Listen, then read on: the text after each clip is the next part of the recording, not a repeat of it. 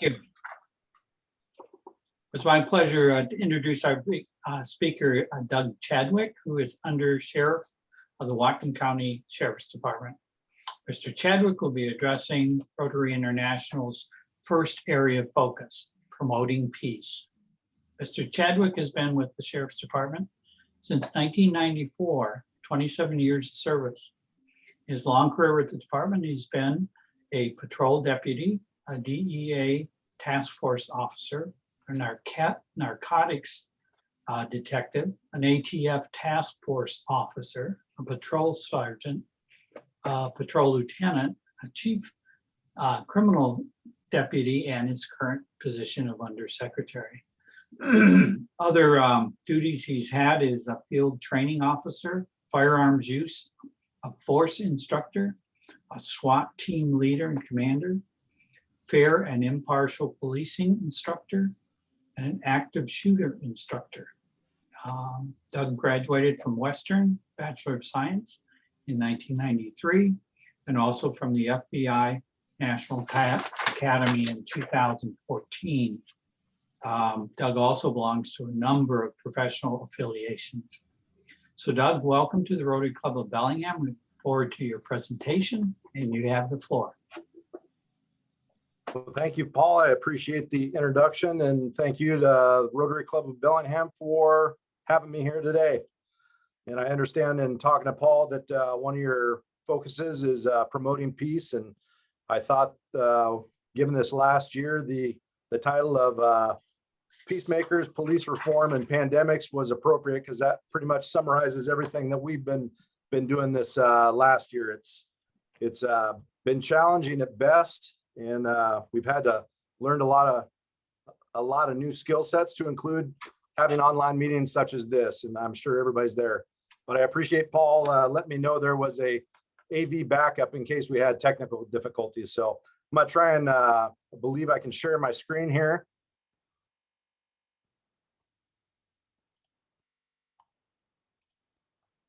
Everybody see that? Yes. Okay.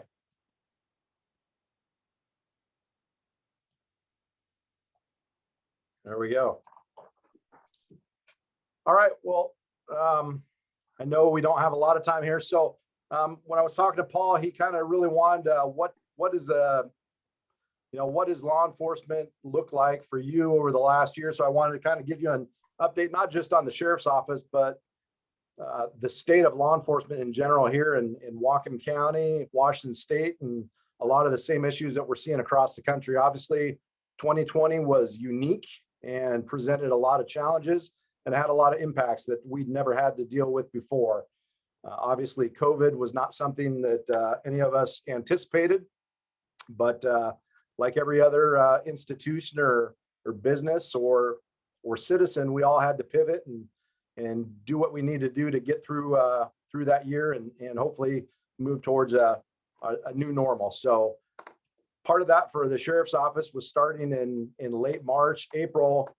We really had to look at just day-to-day patrol operations, how we interacted with the public on a regular basis. Obviously, it required a whole new set of PPE, masks, gloves, eye protection, a lot of things that our personnel aren't used to wearing on a regular basis. Just one, it makes it hard to breathe, but it also makes it hard to communicate with other people.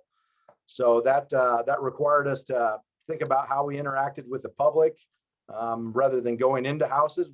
You know, as a 24/7 law enforcement organization, we didn't have the ability to not go to work or not do our jobs. We still had to come to work every day, and our folks were coming to work and doing the best they could under challenging circumstances. And you know, we looked at how we respond to calls for service in houses. Depending on the level, either we would have to put on a lot of PPE to go in the house, or potentially we would ask people to come out to us and get in that open air environment, socially distance, and get the information we needed to. But obviously, depending on circumstances, if somebody had to be arrested, that still required us to go within that close contact distance, which again presented challenges and also put our personnel at risk. So we appreciated them. They they worked hard, they pivoted, and they did everything we asked them to do, and still did everything they could to serve the public and maintain the peace. Along with that, booking restrictions, as you can imagine, one of the last places we wanted to have a COVID outbreak was in either the main jail or the work center, because not only does that impact our workforce, but the inmates that we are responsible for their safety. So we had to make restrictions and limited the number of people that were coming into the jail, but also we had to be prepared for those people that presented such a risk to the public that they need to be in jail.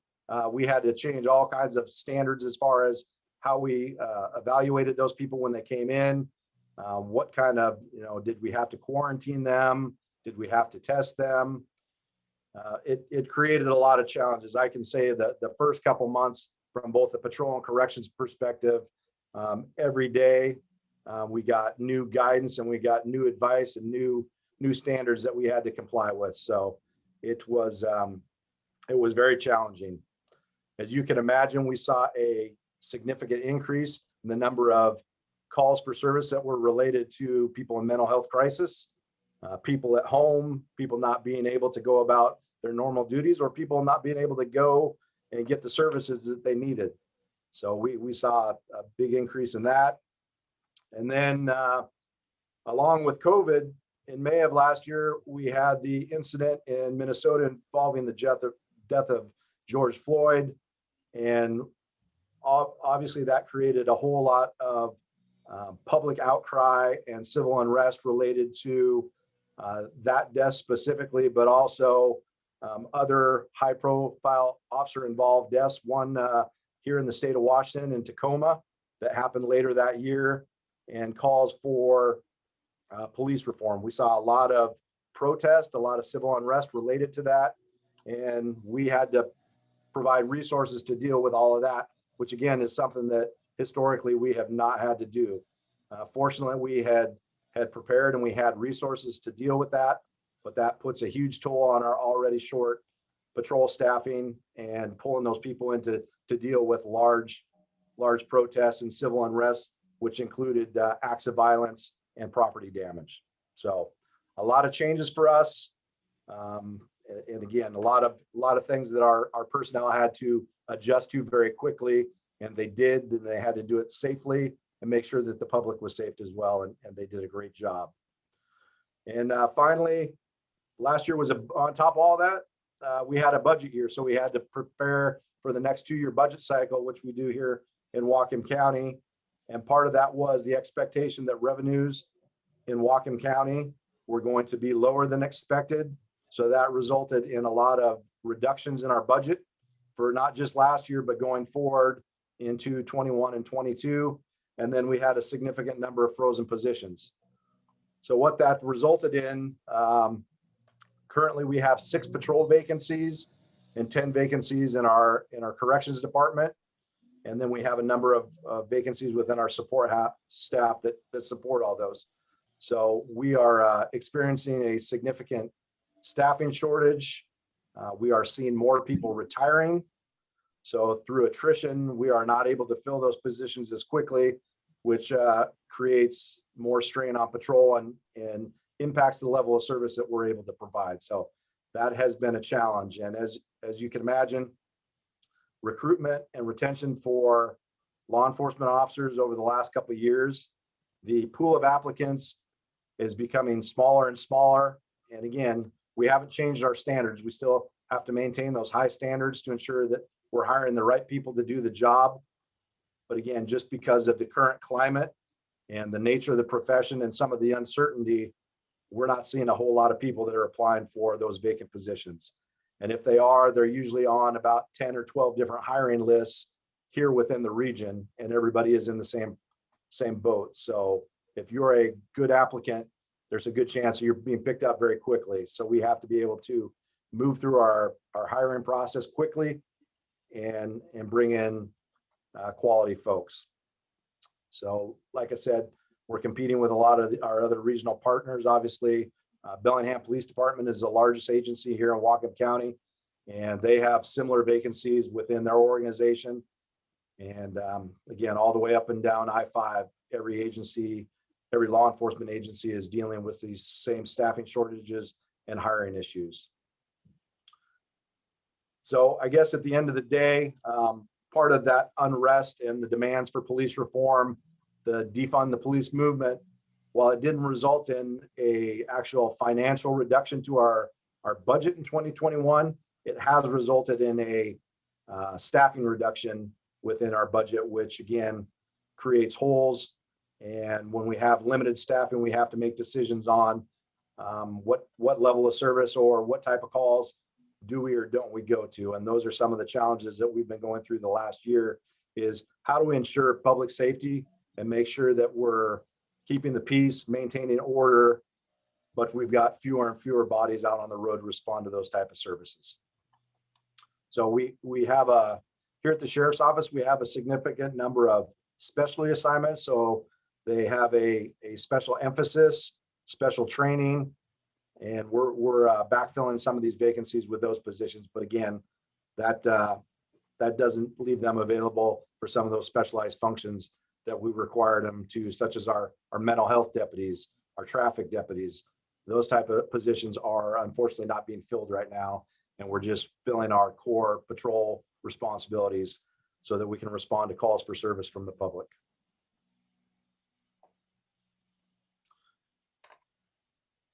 You're probably aware over the last couple months, it's been in the news on a frequent basis.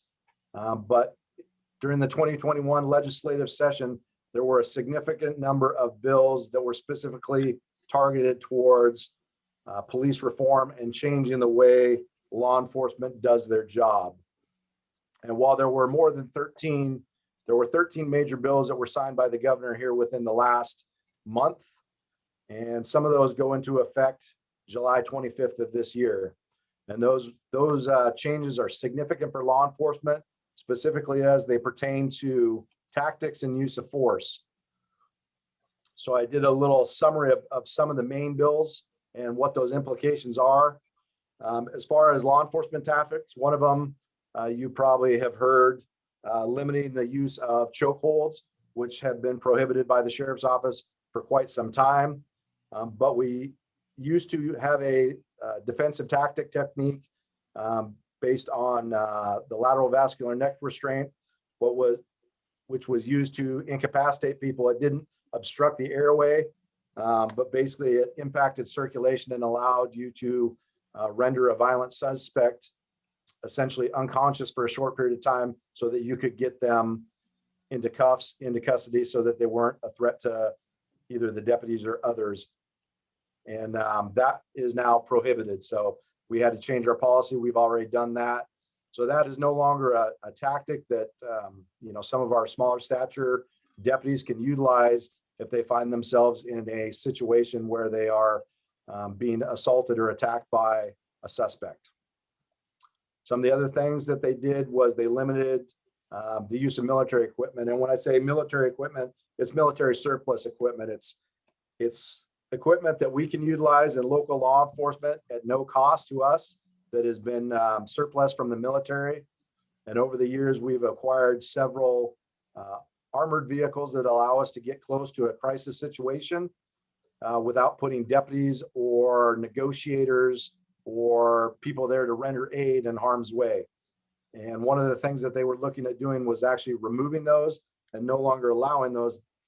The problem is there's still a need for that kind of ballistic protection in order for us to get close to help or evacuate people that are close to, say there was a barricaded subject in a house that was firing rounds. If we needed to get closer to that target location, or if we need to evacuate neighbors, those are the type of situations where we would use a military surplus vehicle that is actually stops bullets. And those were set to go away. And at the last minute, they actually changed those. So we were able to retain the ones that we have.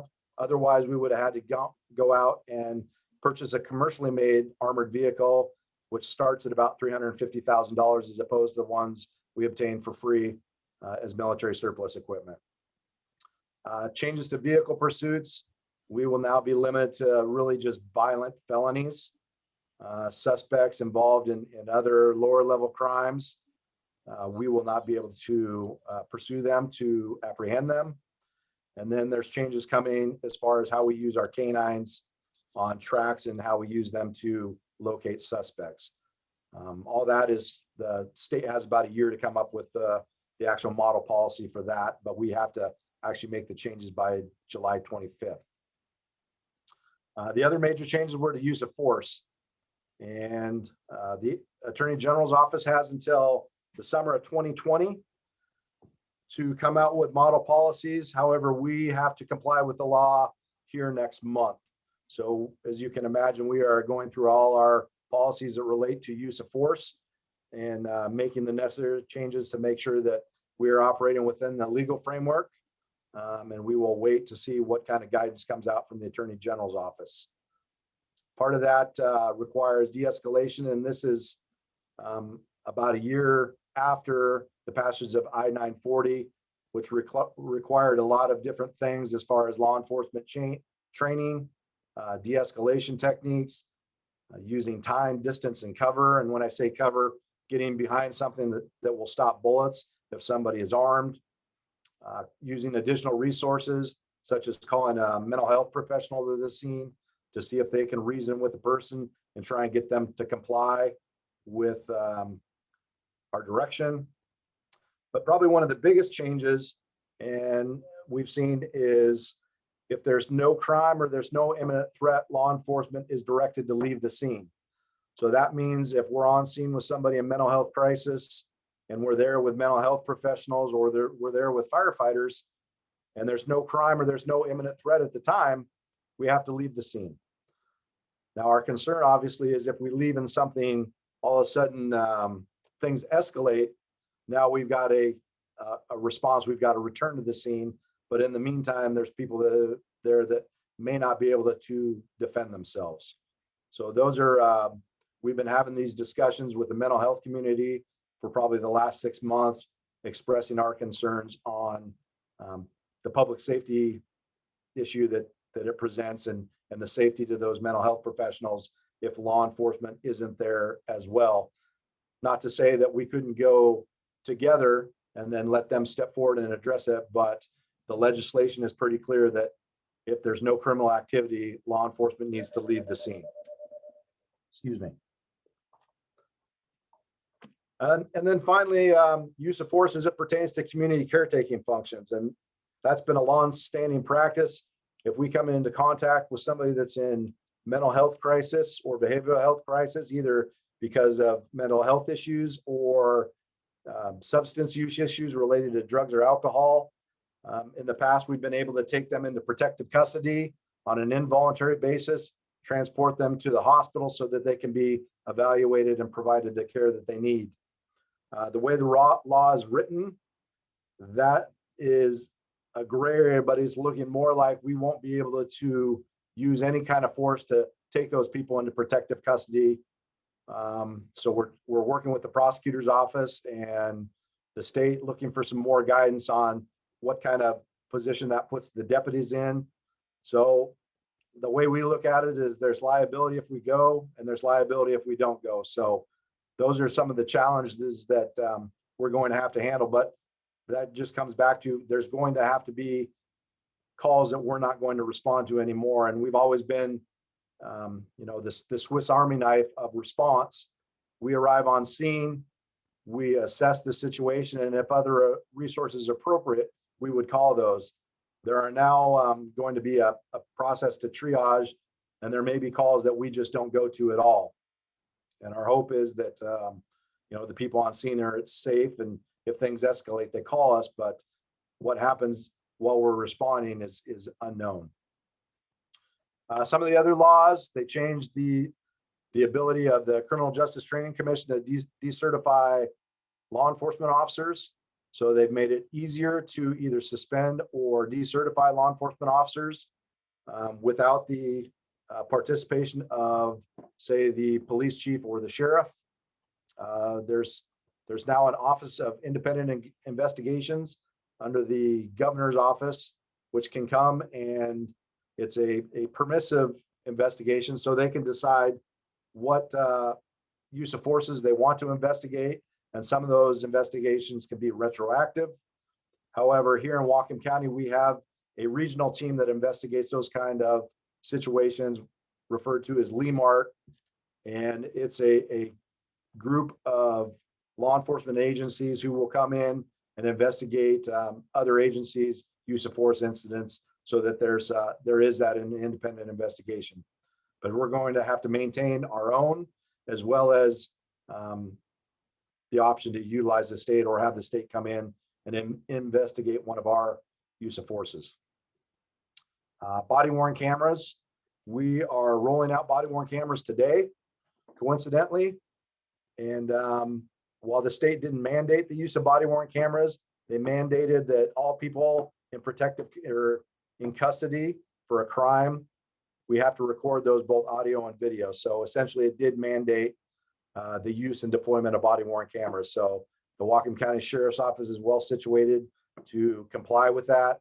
Bellingham Police has body worn cameras, but other agencies I know are scrambling because, one, there's a significant cost, and it takes a lot of personnel to deal with the public disclosure requests that come along with those video recordings.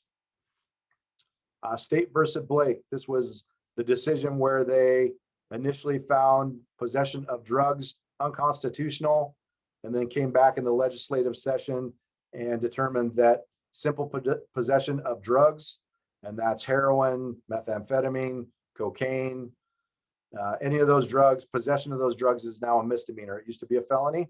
Now it's a misdemeanor, and you cannot arrest for the first two incidents. You have to divert them to some type of treatment center or substance use counselor. So part of it is the LEAD program has been stood up here in Whatcom County, but there's not enough resources to handle all the demand that we anticipate is coming. So that's going to put significant impacts on the mental health community and the substance use treatment community to hire enough resources to be able to handle all these types of calls that law enforcement is either no longer going to respond to, or that we will be diverting to their institutions. And then the other part of all this legislation is unfunded mandates for increased training for law enforcement. So a lot more training with no funding to support it. So we will have to find within our budget and work with the county executive's office to figure out how we're going to facilitate all that, on top of the fact that we have limited staffing. So a lot of challenges. But again, the good news is we have a lot of good people here at the sheriff's office that do a great job, and they will continue to go out and provide a high level of law enforcement and correction services. And then obviously 2020, during the pandemic, I told Paul he had some questions and wanted to know what did crime look like over the last year. So obviously a lot of people lost their jobs during the pandemic. A lot of people were home, not working, and we saw an increase in property crimes.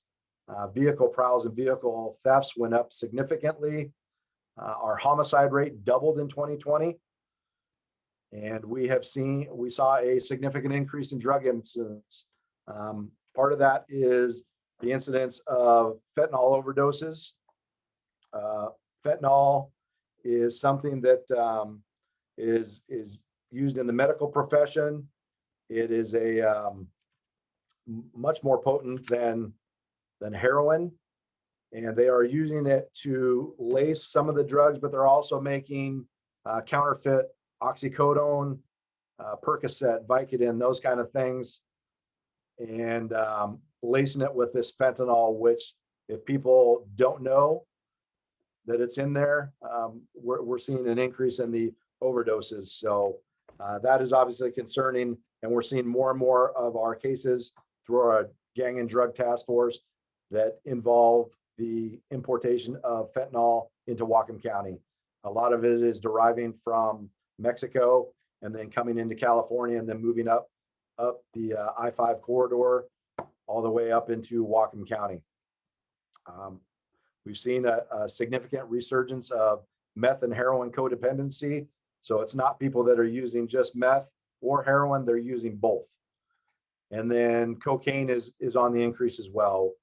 For years, most of our cases were that were stimulants, were meth based, but we're seeing more and more cocaine entering Whatcom County, and our drug task force is coming across that on a more frequent basis. And then if you watch the news, I think about every day, increase in violent crime here locally. It seems the level of violence is increasing, the shootings, the stabbings, the willingness of people to use extreme violence on other people. But you're seeing that regionally, and you're also seeing that nationally.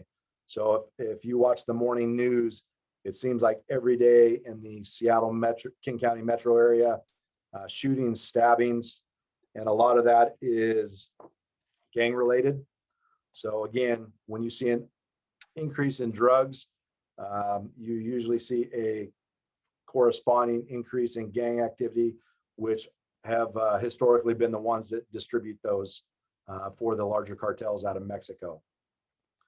So that is basically what we've seen as far as crime during the pandemic. If you're interested in, levels of crime here in Whatcom County, you can go to the Whatcom County Sheriff's Office website, or just Google Whatcom County Sheriff's Office crime stats. And we actually have an interactive stats board that will show that. And you can look at property crime. We don't have where all the drug activity is in Whatcom County, but you can certainly look at crime and see what's going on around Whatcom County and if it's in your neighborhood. So with that, that is really the end of my presentation. And I was going to open it up to questions if anybody has specifically about the sheriff's office or anything I didn't touch on. Obviously, that was a brief synopsis of what 2020 looked like for law enforcement here in Whatcom County. What's the website again? It's the Whatcom County Sheriff's Office website. And then if you just Google Whatcom County Sheriff's Office crime stats, I believe it will pop up. Maybe one or two quick questions and then back to Gary. I have a question. Can you hear me, Doug? Yes. This is Andy Day. Hey, curious to hear about the staffing and funding issues, and specifically to staffing. Understand you're in a pickle in regards to attracting or just the pipeline for new officers. What are some of your strategies to address that? That sounds like a real tough one. I know I heard that Bellevue, for instance, was offering hiring bonuses, but is there anything that Whatcom County Sheriff's Office is considering in that realm? I actually put together a proposal and it wasn't approved to actually add bonuses here in Whatcom County. I don't think anybody, including the city of Bellingham, is doing bonuses. Unfortunately, we are just north of Everett, and they are the kind of the max right now in Washington, and they're at $20,000 signing bonus. That is hard to compete with. So I know some agencies are now recognizing seniority. So if we can attract experienced police officers, they will consider up to 10 years of service towards vacation accrual and things like that. As you can imagine, if somebody's been doing the job for 10 years and then moves and all of a sudden they get seniority based on an entry level candidate, that probably doesn't work very well for them and their families. So there are things we're trying to do to attract people. We've definitely upped our recruiting, at least here in Western Washington, trying to attract good candidates. Good luck. Question on crimes. Rick Hagan here. Sure. Just a couple, just curious, when it comes to somebody's home security system going off, I assume you'll still go to those calls? It depends. If we have a history, and we've done this for quite some time, if we have a history of false alarms at that residence, there may not be a response. A lot of times what we found is you would have a residence that had 10 false alarms and there was no call out available. So, okay, fair enough. How about shoplifting? Being in the grocery business, I get the feeling that you're not going to go to, if you have a shoplifting in a grocery store, you won't go to those anymore. Not necessarily you, but the police department. Yeah, I don't know about the, obviously shoplifting is not a big issue in unincorporated Whatcom County. That's primarily a Bellingham. I'd imagine they're probably still going to go to those, especially if they're higher level. But one of the things they're finding is people, if people are homeless or they've got mental health issues, they're likely not going to make an arrest. And I know the prosecutor's office has said essentially, listen, these people are stealing because they don't have food or they don't have a job. They're just trying to do what they need to do to get by, and they're just not filing on those cases. So it's possible that the police department may not make arrests in those cases, but I think still some of the higher, I used to work in retail security for Macy's, and some of those thefts were pretty significant. Thank you. Well, thank you, Doug, for a great presentation and update. And please, please keep safe, you and your team. All right. Well, thank you for having me. Doug, if you want to stick around, I'm just going to do a real brief COVID report.